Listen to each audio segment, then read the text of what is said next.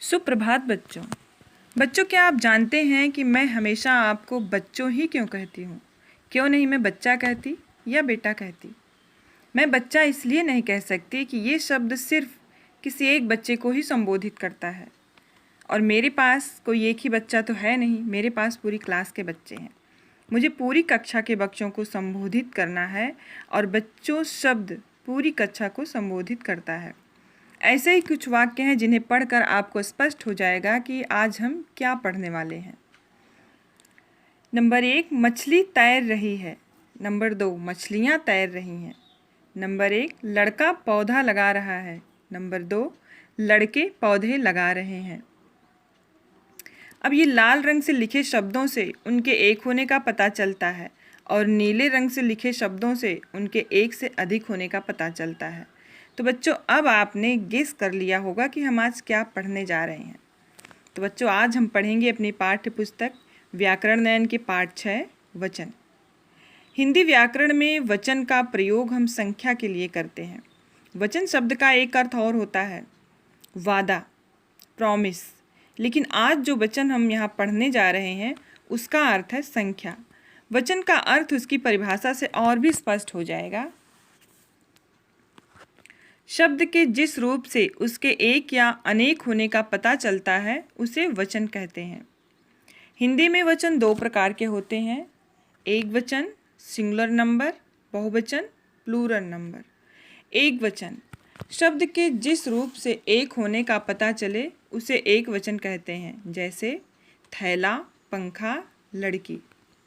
बहुवचन शब्द के जिस रूप से अनेक होने का पता चले उसे बहुवचन कहते हैं, जैसे थैले, पंखे, लड़कियाँ।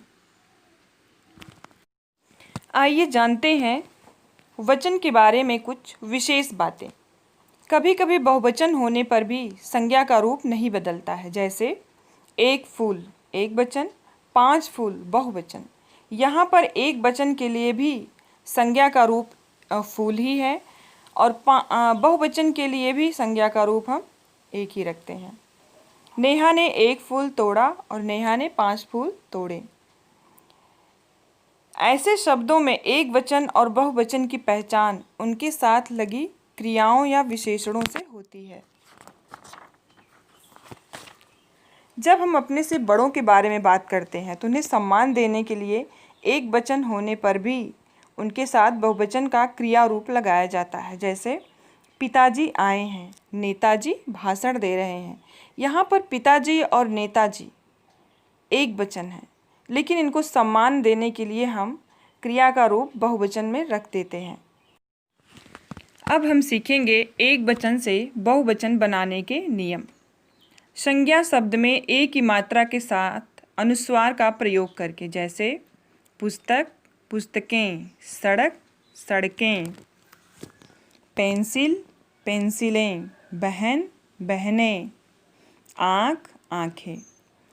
संज्ञा शब्द में एक की मात्रा लगाकर, जैसे चूहा, चूहे, पौधा, पौधे। शब्द में इया शब्द जोड़कर, जैसे चाबी, चाबियाँ, लड़की, लड़कियाँ, बेटी, बेटियाँ।